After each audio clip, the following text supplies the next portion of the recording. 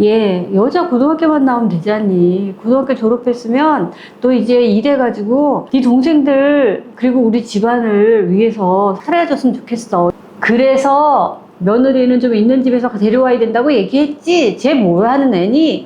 어떻게 해서 돈을 벌었을 거라고 생각해? 돈 주니까 잘만 쓰더구만. 왜 그래 이제 와서? 안녕하세요. 올라써니의 써니예요. 제가 여러분들한테 책 이야기를 해드리고 있는데요.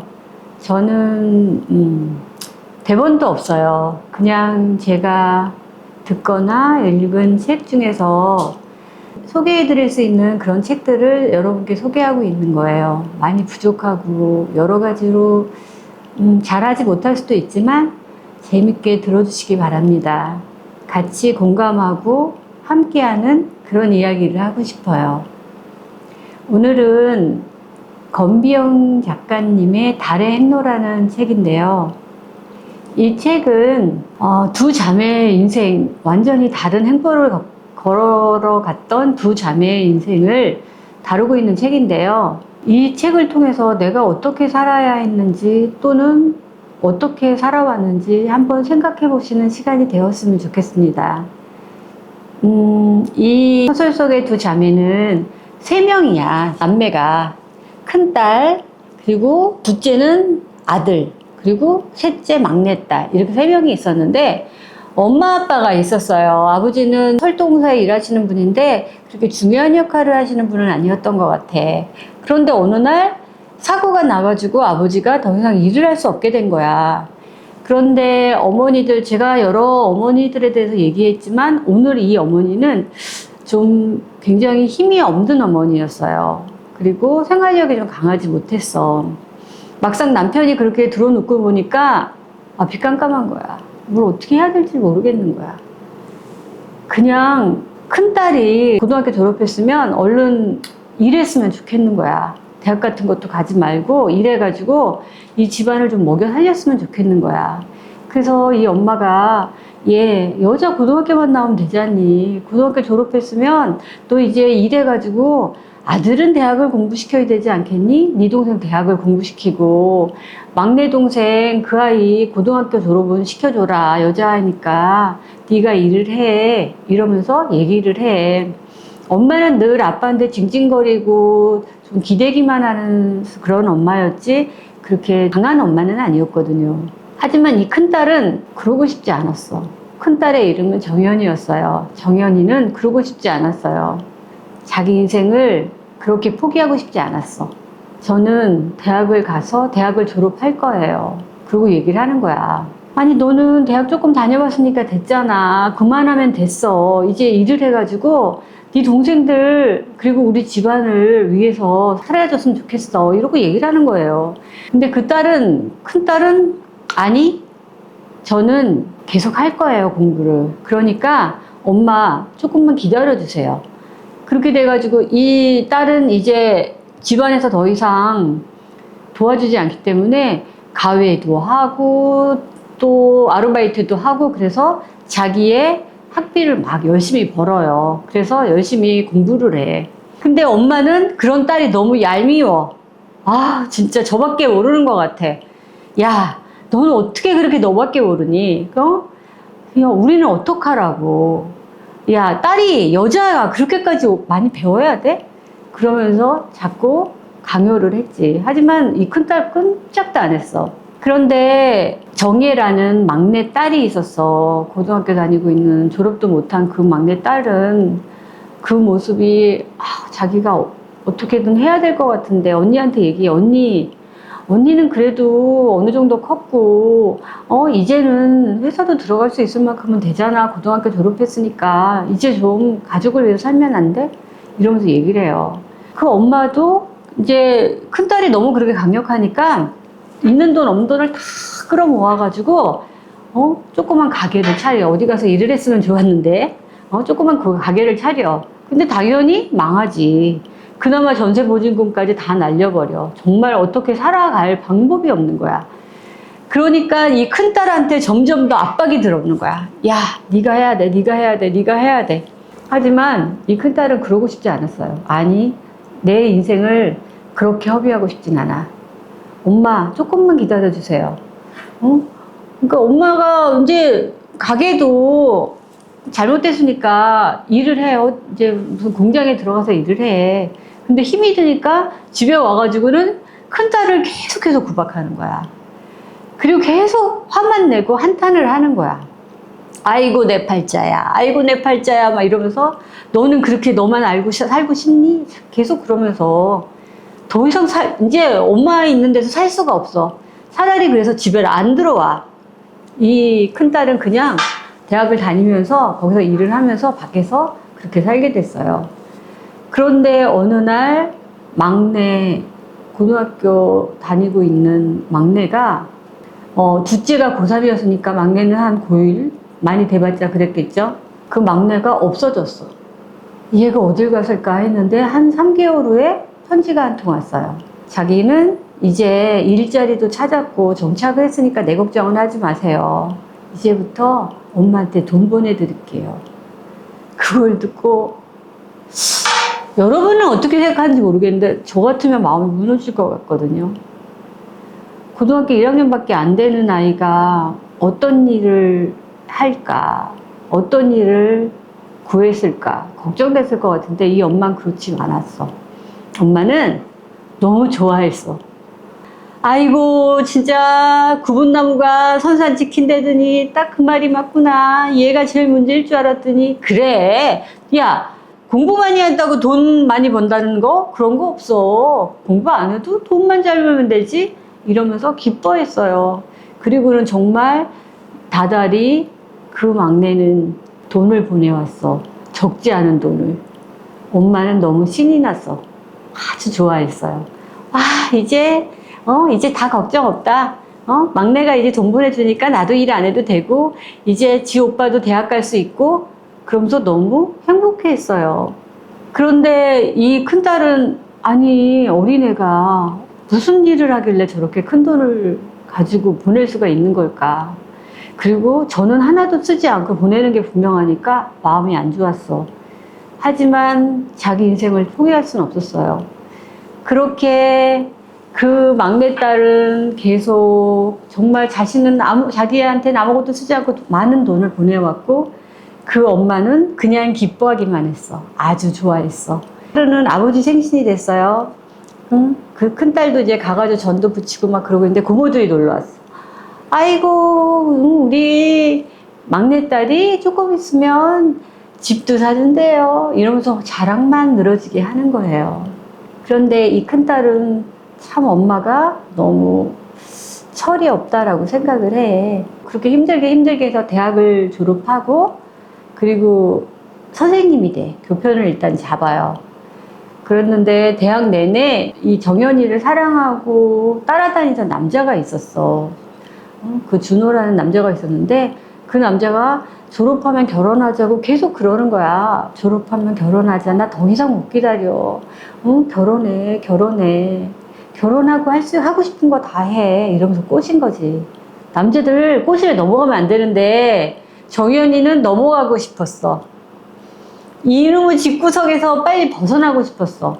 저는 개인적으로 그렇게 집이 어렵고 동생이 그런 상황이라면 대학 졸업하고 교편을 잡게 됐으면 어느 정도 집을 좀 도와줬으면 좋겠다는 생각을 했어요. 이 책을 보면서 그랬는데 이 큰딸은 그냥 그 집에서 좀 벗어나고 싶었어요. 그 집안 사람들 더 이상 자기가 뭔가 해야 되지 않고 뭔가 이 집 빚진 것 같은 이 기분에서도 벗어나고 싶었고 결혼하고 싶었는데 결혼한다는 말을 할 수가 없잖아.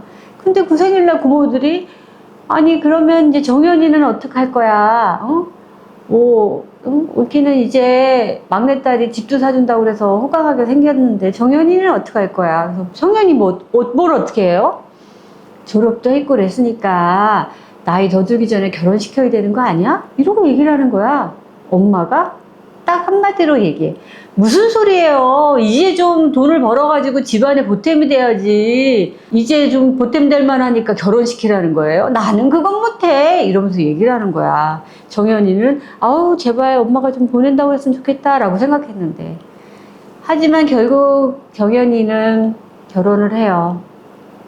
그 남자가 너무 쫓아다녔고 더 이상 그 남자를 기다리게 할 수가 없었거든. 그럴 때 엄마도 야, 너 진짜 끝까지 이기적이구나. 그래, 너 너무하다. 이렇게 얘기를 했어요. 그런데도 그냥 결혼을 해. 신혼여행 갔다 온 날 그 남편이 얘기를 해요. 당신이 원하는 거 다 해. 대학원 가고 싶어 했지? 대학원도 가. 당신이 그냥 내 옆에만 있으면 돼. 하고 싶은 거 다 해. 정연이는 너무 행복했어. 처음으로 행복을 느꼈어요. 그동안 공부한다고 구박받고 네 인생만 사냐고 나쁜 소리만 듣고 막내 동생은 이 언니를 아주 많이 원망했고 그랬거든. 너무 좋았어. 그런데 막상 신혼이 끝나고 이 여자가 교편을 잡고 있다가 대학원을 들어간다고 했을 때 이 남자 돌변하기 시작했어. 그리고 시어머니 시아버지 화를 냈어요. 그래서 며느리는 좀 있는 집에서 데려와야 된다고 얘기했지. 쟤 뭐 하는 애니? 어? 시어머니 시아버지 공경이나 해야지. 무슨 쥐가 공부를 더 한다는 그러는 거야. 이러면서 계속 구박을 했어요. 그러니까 이 여자는 결혼을 하면 자기가 짊어지어야 될 빚이 없어질 줄 알았는데 친정에서 시집으로 옮겨졌을 뿐 자기가 책임져야 될 사람들은 너무나 많은 거야. 아니, 더 많아졌어. 그러니까 차라리 친정에서 일을 하면서 했으면 큰 소리라도 치지. 응? 친정에서 일하고 친정 식구들이나 잘 챙겼으면 큰 소리라도 치면서 일했을 텐데 시집에서는 일하면서도 욕먹어. 응? 그 사람들 다 도와주고 해도 욕먹어. 남편 계속 같이 욕하는 거야. 당신은 어떻게 그렇게 당신밖에 몰라. 여자가 결혼을 했으면 애를 낳아야지. 무슨 공부야, 공부는. 그러면서 되게 처음하고는 완전 다른 거야. 남자들은 그렇잖아요. 결혼하기 전에는 달도 별도 다 따질 것 같고 그 여자를 위해서 살 것 같지만 결혼하는 순간부터는 그 여자는 자신을 위해 살아야 되는 그런 존재가 되어버리잖아. 거기에서 환멸을 느껴. 이 여자가 그러면 남편 말을 들었을까? 그랬다면 엄마가 또 동생들이 그렇게 원망했을 때 자신의 인생을 접고 자기 가족을 위해 살았겠죠. 이 여자 남편 말도 듣지 않았어요. 아니, 난 공부를 할 거야. 나는 일도 하고 공부도 하고 그럴 거라고. 당신도 그러라고 그랬잖아. 그러니까 이 남자가 야, 이제 그 정도 했으면 되지. 네가 그렇게 해서 박사를 딸 거야. 뭐를 할 거야. 더 이상 왜 공부를 해. 구박을 했어. 그렇게 하다 보니까 사이가 점점 멀어지지. 이 여자는 근데 대학원을 들어갔어요. 그 다음부터 이제 점점 더 사이가 멀어져서 이 남자가 외박을 하기 시작해. 처음에는 뭐 이런저런 나 뭐 회식이 있어. 뭐 출장이 있어. 이런저런 말도 안 되는 그런 이유를 대더니 나중에는 이유도 없어. 그냥 안 들어와요. 그러다가 어느 날 나 해외 파견 근무 신청했어. 1년 동안 미국에 있다가 올 거야. 그 여자가 그러라고 했어요. 그래서 이 남자는 1년 동안 갔는데 그 가는 그 시점에 그 여자 몸에 새 생명이 자라고 있었어. 임신을 한 거야. 하지만 나 임신했으니까 파견 근무 가지 말라는 소리는 하고 싶지 않았어요. 친정엄마는 난리였지. 아이고 독하다 이년아. 좀 몸에 그렇게 태기가 있고 아이도 있는데 남편을 그렇게 보내고 싶니? 넌 어쩜 그렇게 하고 사니? 엄마는 늘 그 큰딸한테 독한 말만 했거든. 그래서 그랬지만 이 여자는 어떻게든 될 거예요. 괜찮아요. 이러고는 아이를 낳았어요. 아이를 낳았더니 남편이 돌아오긴 하더라고. 아무 일도 없었다는 듯이 남편이 돌아왔어. 하지만 그때부터 비극은 정말 시작된 거지. 출산휴가를 받았어. 근데 그때 잠깐이지, 몇 달이지. 이제는 일도 해야 되고 학교도 가야 되잖아. 자기가 일을 해야지 학비도 벌 수 있는 거니까. 이 남자는 이제 일도 때려쳐. 내가 벌잖아. 당신 필요할 만큼 주잖아. 무슨 일을 한다 그래. 그 애는 누가 키워? 애 키워야 될 거 아니야. 아니, 엄마가 됐으면 아이 키우는 게 먼저지. 무슨 일을 한다고 그래? 무슨 공부를 한다고 그래? 남편 난리가 났어요. 그렇지만 이 여자는 눈 깜짝도 안 했어. 그리고는 일하는 사람, 그러니까 아이를 보는 그런 데에다가 아이를 맡겼어. 이 남편은 용납할 수가 없었어요. 아니, 내 아이를 남의 손에 맡겨서 키운다고? 하지만 어쩔 수가 없었어요. 왜냐하면 정연이는 지금 친정에다 뭐 해준 게 없잖아. 자기를 희생해서 친정을 위해서 살아본 적이 없잖아. 그러니까 친정엄마한테 엄마 내가 이거 이만큼 했으니까 아이 좀 봐줘 라는 소리 할 수가 없었어. 그러니까 친정엄마한테도 맡길 수 없었고 어떻게 할 수 없지. 그러니까 남의 손을 빌릴 수밖에 없었어요. 돈은 버니까. 어느 날 아이를 찾으러 갔더니 아이가 없어요. 100일밖에 안 된 아이가. 아니, 아이가 어디 갔어요? 아이가 어디 갔어요? 그랬더니 그 아이 봐주시던 분이 오늘 일찍 아버지가 데려가셨어요 이러는 거야. 그래가지고는 연락을 해봤더니 아이를 남편이 자기네 본가로 데려간 거야. 시어머니 댁으로. 부랴부랴 시어머니 댁으로 달려왔어. 아니 어떻게 된 거예요? 말씀도 없이 왜 아이를 데려갔어요? 너무 걱정했잖아요. 그랬더니 야, 너 빨리 일을 그만두고 아이를 키우던지 해야지. 여자가 돼가지고는 뭐가 중요한지도 모르고 아이는 왜 남의 손에 키우니? 엄마가 없는 것도 아니고. 너는 아이보다 엄마가 더 중요하니? 야, 일도 그만두고 공부도 하지 말고 아이 제대로 키워. 그게 네가 가장 해야 할 일이야. 물론 틀린 말은 아니에요. 하지만 이 여자는 자기 인생을 다 갈아놓고 싶지는 않았어요. 다 해내고 싶었어. 아이도 키우고 자기의 인생도 살아내고 싶었어요. 그런데 그 꼴은 절대 볼 수 없다고 하는 거야. 그래서 여자가 얘기해요. 그러면 어머님 1년만 좀 맡아주세요. 1년만 키워주세요. 1년 후에 제가 데려가서 잘 키울게요. 1년만 참으면 자기는 아이도 자기의 꿈도 다 이룰 거라고 생각을 했어. 하지만 그 1년은 너무 길었어요. 그 1년은 자기가 생각했던 것보다 많은 것을 잃어버리기 좋은 날이었어요. 그래서 1년 동안 남편은 들어오지도 않았지. 아이 핑계대고 자기네 집에 있겠다고 하고 그렇게 혼자 살게 됐죠. 거의 남남처럼. 그렇게 열심히 사는 동안에 이 막내 정혜는 오빠 대학 공부도 다 가리키고 돈도 열심히 보내서 작지만 친정집은 마련하게 됐어요. 정혜는 정말 그 어린아이는 열심히 벌어서 오직 친정을 위해 살았어. 그러니까 이 자매의 다른 점은 하나는 정말 자신의 인생을 열심히 살았고 막내 여동생은 정말 가족을 위해서 열심히 살았던 거지. 그렇게 살았는데 하루는 정혜가 어느 날부턴가 연락이 끊겼어요. 이제 모두 어느 정도는 살만해졌지. 오빠도 대학 졸업했고 정혜도 이제는 어느 정도 자기가 하려고 하는 거 열심히 다 하고 있었고 친정 부모님들도 뭐 집도 있고 그러니까. 그런데 정혜가 연락이 안 되는 거야.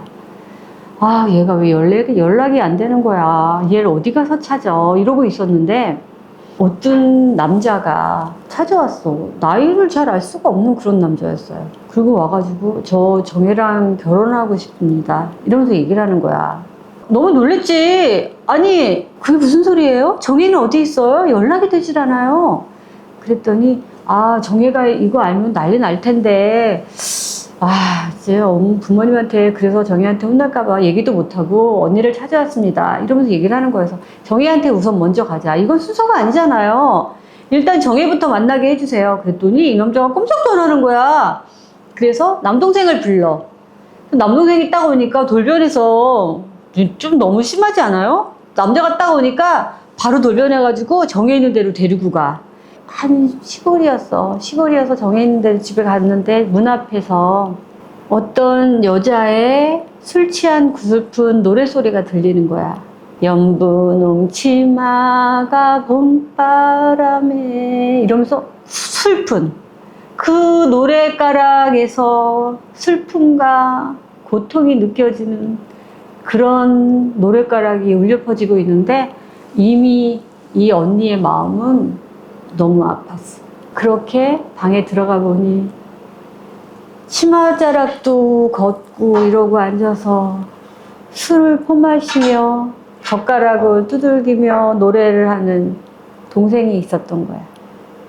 그 동생이 이렇게 남자가 들어오는 걸 보고 어이 깜씨 어디 갔다 왔어? 이랬는데 그 뒤에 보니까 어떤 사람들이 들어오는 거야. 한동안 일시정지지. 보니까 언니 그리고 오빠가 들어오는 거예요.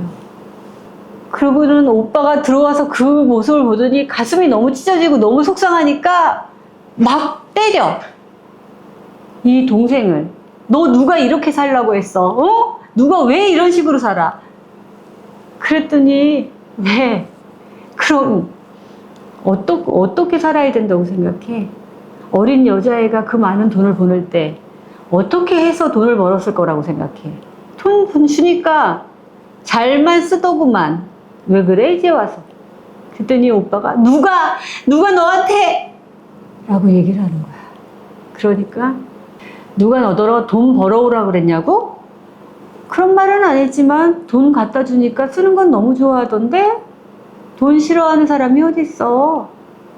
어느 정도 알았잖아. 그러면서 잘 썼잖아.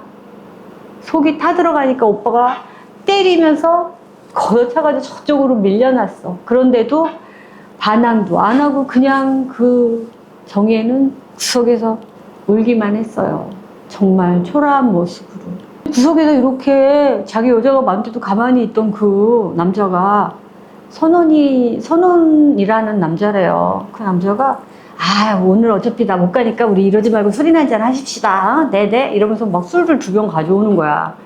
그 모습을 보니까 이 오빠가 열이 훅 받지. 야 이 자식아 너 내 여동생한테 감히? 그러면서 주먹을 한 대를 팍 쳤어. 그랬더니 자기 여자 맞을 땐 가만히 있더니 지가 맞으니까 화나나 봐. 벌떡 일어나가지고는 그 오빠 멱살을 막 이러고 잡는 거야. 그리고 때리려고 했더니 이렇게 술 취해가지고 정신없이 맞고만 있던 그 정혜가 어디 감히 우리 오빠한테 그 손 안 놔! 서방질 하지 마. 우리 오빠한테 손 떼. 정혜한테 가족은 그런 존재였어요. 자기보다도 또 남편 될 사람보다도 그 무엇보다도 중요한 존재. 오빠가 속상해서 밖으로 나가. 그렇게 그냥 그 밤은 자기로 했어요. 그 언니가 그래 정혜랑 같이 자면서 얘기를 해야지. 정혜가 일찍 잠들어 버렸어. 일어나 보니까 정혜는 없어졌어요. 나를 찾지 말아요. 이제 더 이상 가족들과 연락하며 지내지 않을 거예요. 그렇게 없어진 동생 7년 동안 연락이 없었어요. 7년 동안 이 언니는 정말 마음에 큰 빚덩어리가 얹어져 있는 것 같았어. 근데 어느 날 주소가 적혀 있지 않은 편지가 온 거야. 편지에 잘들 지냈어요? 보고 싶어서요. 저는 잘 지내요. 가족과는 연락을 안 할 거니까 연락은 하지 마세요. 연락할 생각은 하지 마세요. 저는 찾지 마세요. 잘 지내고 있으니까 걱정하지 마세요. 보내는 사람의 주소도 아무것도 쓰여 있지 않은 그 편지 한 장이 이 언니를 잡았어요. 이 언니의 마음을 흔들었어. 그동안 자기만을 위해서 살았던 이 언니에게 큰 울림이 되었어. 이 아이가 정말 하고 싶었던 말은 나를 찾아달라는 얘기가 아닐까 하는 생각을 해요. 이 언니는 대학원도 졸업하고 정말 노력해서 교수가 되었거든요. 그리고 너무 우습게도 이 언니가 전공한 그리고 교수가 된 과목이 여성학이었어. 이 언니는 그 편지 한 장을 가지고 동생을 찾아요. 우체국에 가서 여기에 이 우체국 도장이 찍혀 있는데 여기가 어딜까요? 시골 탄광천 어디 시골이더라고요. 그곳을 무작정 그냥 어딘지도 모르고 그 동네를 찾아서 가. 눈이 오는 엄청 추운 날이었는데 그냥 그것만 가지고 사람을 찾으러 다녀요. 사람을 찾으러 다녀요 하니까 이 사람들이 아이고 참 딱하시네. 이걸 어떻게 찾아요? 안 돼요. 아니 이 눈 내리는데 여기 사는 사람들도 이럴 땐 움직이지 않는데 안 된다고 안 된다고 그런 말만 해. 물어 이장도 찾고 물어 찾아서 어떤 비슷한 여자라는 데를 찾았는데 자기 동생인지 알고 막 마음이 뛰었는데 봤더니 아니야. 그래서 그 여자한테 어떻게 하면 될까요? 이러고 사정을 얘기했더니 보건소에 가보세요. 그렇게 탄광촌에서 남자를 상대로 술집 여자로 일하려면 그 보건소에서 검사를 항상 받아야 된다고 하더라고요. 혹시 거기 가면 찾을 수 있을지 몰라요. 그 말을 듣고 그 말이 맞는 것 같아. 그래서 보건소에를 진짜 몸이 다 오는 것 같은데 눈을 뚫고 가가지고 보건소에를 가. 그래서 제 동생이 이렇게 한데 좀 찾았으면 좋겠어요. 그랬더니 아이고 그 술집이 한두 개도 아니고 그렇게 율락 녀석이 한둘도 아니고 어떻게 찾겠어요. 하지만 이 절실해 보이는 정연의 모습을 보고 의사가 거기 적어두고 가세요. 혹시 동생 같은 분이 있으면 연락 드릴게요. 이래서 적어놓고 이제 돌아와요, 정연이는. 그리고는 학교에 이제 발표가 있어가지고 그 여성학에 대해서 막 발표를 해. 이제 여자도 정말 존중받아야 할 인간으로서 살 권리가 있습니다. 이런 거에 대해서 막 연설을 해. 박수도 받고 하지만 마음은 텅 빈 것 같아요. 정말 학생들은 교수님하고 얘기하고 싶어요. 이 책에다 사인 좀 해주세요. 막 이런 존재가 되었어요. 사회적으로 보면 너무 성공한 사람이었지. 멋있는 여자였어요. 교수님 존경합니다. 모두가 박수치는 인생이 되었어요. 그런데 이 여자한테 있는 그 마음의 빚덩어리와 그리고 아들은 1년에 한 번씩 미국으로 데려갔거든, 남편이. 아들은 그 후로부터도 계속해서 1년에 한 번씩밖에 볼 수 없는 그런 신세가 됐어. 참 외로웠겠죠.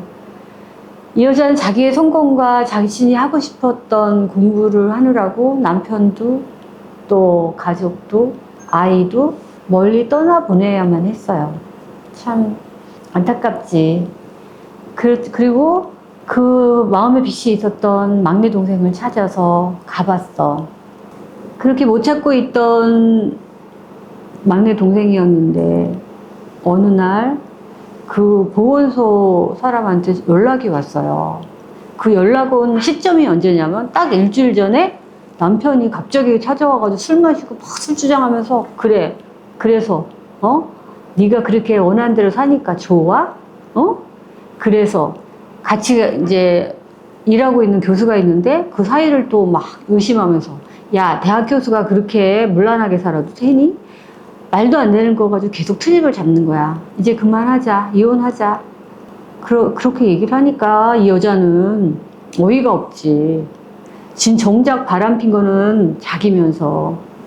이 여자는 계속 듣고 있었거든요. 야, 미국에 나 갔다 왔는데, 네 남편 다른 여자랑 살고 있는 것 같더라. 야, 너 공부한다고 그러다가 남편 잃어버리겠어.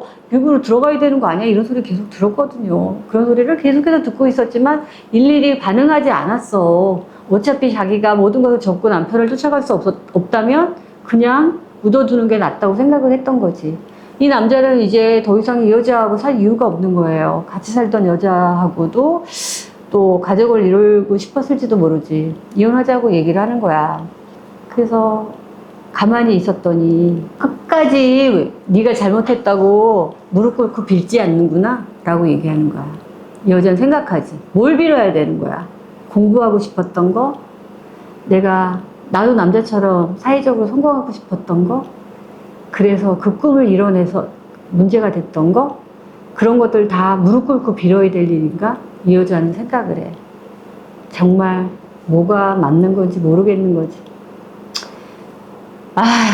모르겠어요. 뭐가 맞는 건지, 어떤 인생이 맞는 건지. 그 아이도 불쌍하긴 하잖아. 엄마 없이 그렇게 살아야 했던 그 아이도 불쌍하니까.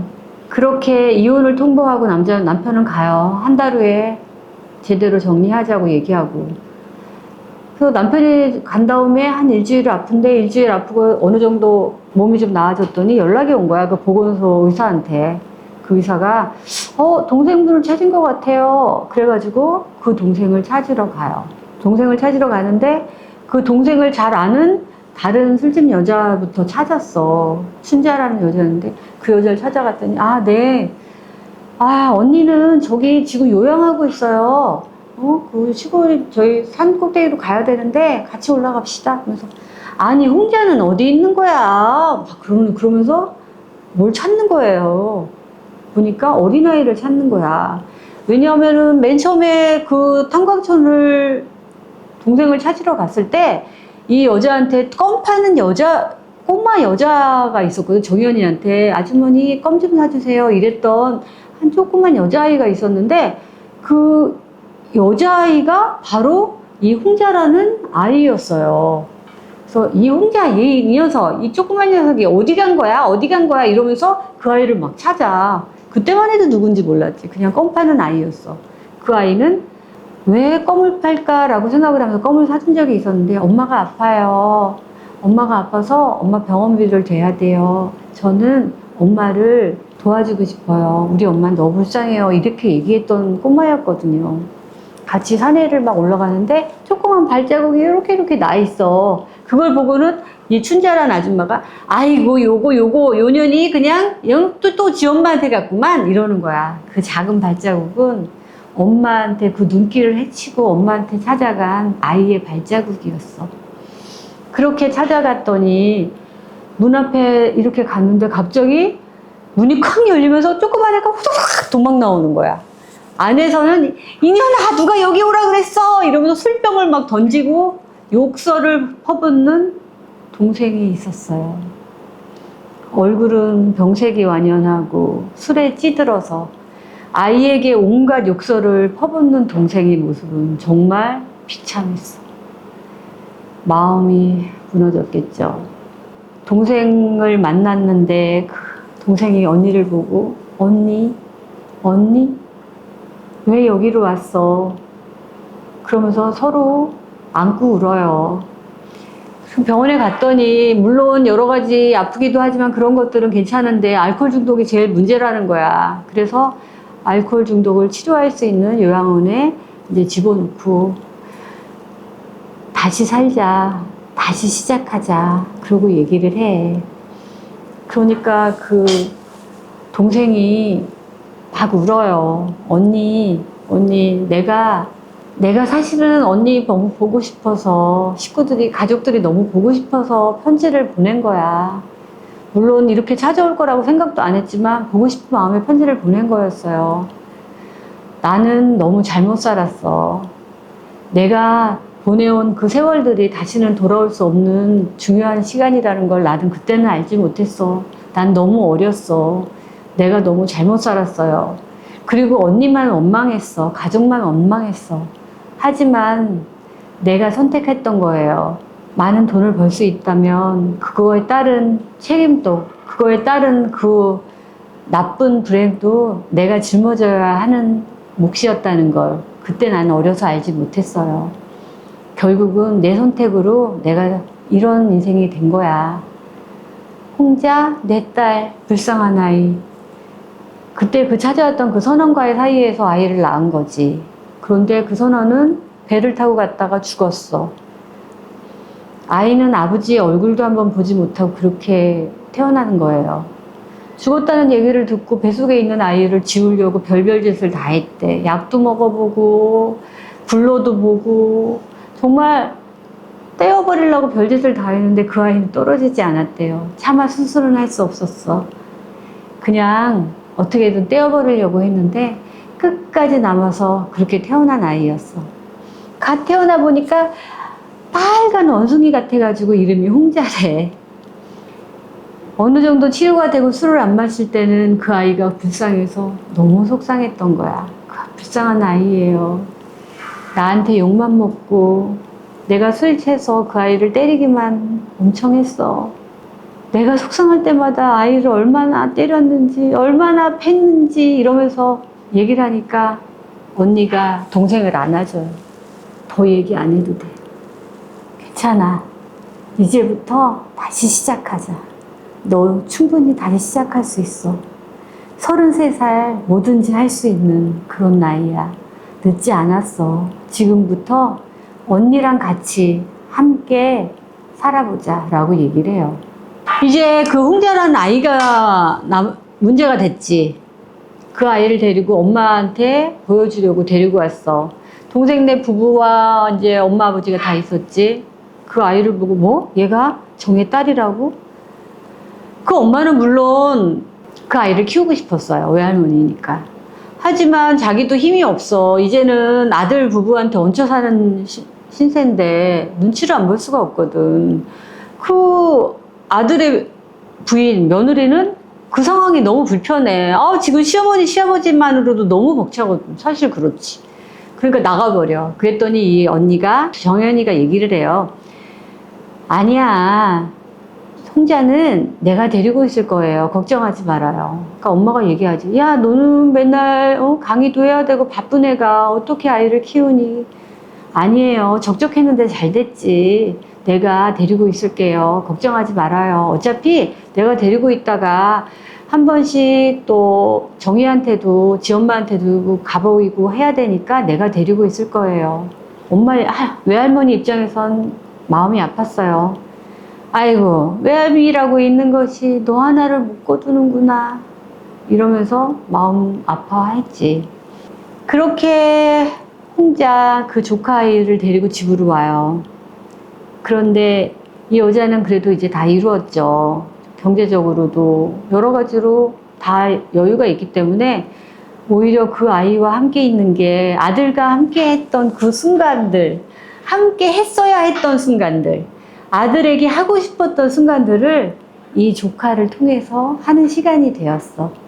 아이고, 옷을 따뜻하게 입어야지 이게 뭐니? 정말 평범한 엄마가 할 법한 그런 잔소리도 하고. 그리고 이 홍자는 너무 행복했어요. 갑자기 엄마도 제대로 못 봤는데 외할머니도 생기고 삼촌도 생기고 이모도 생기고 할아버지도 생기고 이 가족이라는 공동체가 됐다는 게 너무 행복했어. 그 이모가 엄마한테 가자. 이제 엄마한테 갈 때 됐잖아. 그러니까 또 홍자가 너무 기뻐가지고 잠깐만요 이모 이러면서 얼른 방에 들어가가지고는 요만한 보따리를 하나 이렇게 안고 이제 가요 이모 그러는 거야. 손을 잡고 이렇게 같이 가면서 차를 타고 가면서 이야기를 해. 홍자야 그게 뭐니? 그랬더니 엄마 갖다 주려고요. 그래서 엄마 갖다 줄 짐이 없을 텐데 엄마 책이에요. 그러는 거야. 엄마 책? 그리고는 이렇게 그 책을 풀어보니까 거기에는 수학, 정서, 영어, 기초, 국어, 사전 이런 책들이 있는 거예요. 마음이 너무 아팠어. 동생도 공부하고 싶었구나. 동생도 나처럼 공부하고 싶었던 거지. 그런데 하지 못하고 가족들을 위해서 그렇게 희생했던 거잖아요. 마음이 아팠지. 그리고 졸업하지 못한 고등학교를 언젠간 졸업하고 싶은 마음에 틈틈이 공부를 했던 거야. 물어봐요, 홍자한테. 네 엄마가 이 책을 읽고 보았니? 공부를 하디? 그랬더니 홍자가 얘기를 해요. 엄마요? 엄마는 시간이 나면 책을 봤어요. 술을 안 마시면요. 그런데 물론 술 마신 날이 더 많긴 했지만 엄마는 책이 가장 소중한 거라고 했어요. 그리고 공부를 열심히 해야지 훌륭한 사람이 된다고 했어요. 이모 얘기도 했어요. 이모는 공부도 많이 하고 훌륭한 사람이 되었다고요. 저도 열심히 공부해서 이모처럼 되라고 했어요. 저는 열심히 공부해서 우리 엄마, 불쌍한 우리 엄마를 행복하게 해줄 거예요. 그 말에 너무 따뜻했어요. 그래, 홍자가 하고 싶은 건 뭐야? 뭐가 되고 싶어? 저는 의사가 되고 싶어요. 의사가 돼서 우리 엄마 안 아프게 고쳐주고 싶어요. 이 홍자의 그 따뜻하고 맑은 모습에 이모 정연은 너무 마음이 따뜻해졌어요. 그동안에 너무 힘들게 앞만 보며 달렸던 그 마음이 이제는 정말 따뜻해진 거지. 어쩌면 그 이모가 조카 홍자를 돌보는 게 아니라 그 홍자가 이모를 돌보는 그런 게 되지 않았을까 싶어요. 그렇게 함께 엄마가 있는 요양원을 가. 눈이 오는 날이었어요. 눈이 막 날리고 있는데 홍자가 엄마가 나와 있어요. 저 밖에 엄마가 우리 기다리고 있어요 하면서 행복하게 웃는 거야. 홍자는 얘기해요. 저는 신데렐라가 된 것 같아요. 이모, 신데렐라 이야기 아시죠? 알지. 전 신데렐라가 된 것 같아요. 갑자기 제가 공부도 할 수 있게 되고 가족도 생기고 이런 집도 있게 되고 이 모든 게 꿈만 같아요. 너무 좋아요. 너무 감사해요. 그러면서 자기 엄마를 보며 행복하게 뛰어가요. 책은 이렇게 마무리가 되는데 제 생각엔 이 여성학을 전공하고 그리고 또 힘들게 자기 인생을 개척하고 성공해온 이 언니가 물론 조금은 늦어졌지만 아직은 늦지 않은 동생, 33살 먹은 동생을 위해서 그리고 그 조카를 위해서 그 아이들이 다른 삶을 살 수 있게 다시 시작하는 그런 이야기가 아닌가 싶어요. 아마 그동안에 모든 걸 해주고 싶었지만 할 수 없었던 것들 있잖아요. 자기의 꿈 때문에 못했던 거. 아마 동생하고 조카한테 다 해주지 않았을까요? 그래서 그 셋은 아마도 해피엔딩으로 끝났을 것 같아요. 물론 잃은 것은 많았지만 마지막에 얻은 것들도 있는 것 같아요. 여러분들은 어떤 생각을 했어요? 자기만을 위한 인생, 자기는 하나도 없는 인생, 어느 인생이 더 값지다고 말할 수는 없지만 한 가지는 확실하네요. 자기만 알고 그렇게 교수가 된 정연이는 가족들의 자랑이 되어 있지만 가족들만을 위해서 모든 걸 버리고 그 굳은 일을 하면서 자기는 한 푼도 쓰지 않고 몸 버리며 일했던 정혜는 가족들의 자랑이 되지는 못했던 것 같아요. 우리는 어떤 인생을 살았나요? 그리고 어떤 인생을 살아야 하나요? 생각해보는 시간이 되었으면 좋겠습니다. 오늘은 그래도 조금은 해피엔딩이죠? 좋아요, 구독 부탁합니다. 써니였어요.